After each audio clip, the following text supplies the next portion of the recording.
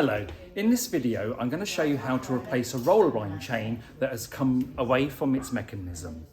For the purpose of this video I have removed the chain already. To lift the blind away from its brackets, the mechanism end you push upwards and then push to one side. That should release the roller blind from its brackets.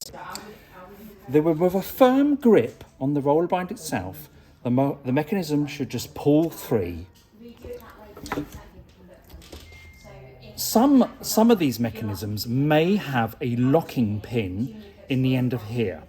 In this case there isn't one, but if you do have a locking pin, just with a firm grip with a pair of pliers, that should just pull out.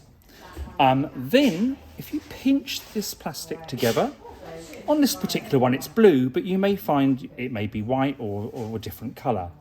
Once that is pinched in, you'll see the cover comes forward, allowing you exposing the mechanism of where the chain once was. Then put the chain back around the mechanism and clip that cover backwards, and also push that clip forward. If you did have a locking pin, replace the locking pin at that point.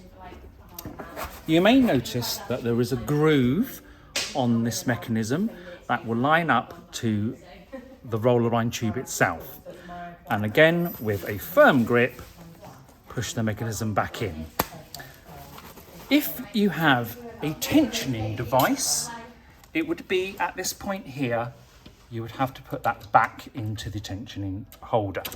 Of course, if you have a safety beam, that wouldn't be necessary. Then first put the pin end into the bracket, push to one side, line the pins up with the matching holes on the bracket and drop down. And that is how you replace your chain. Thank you.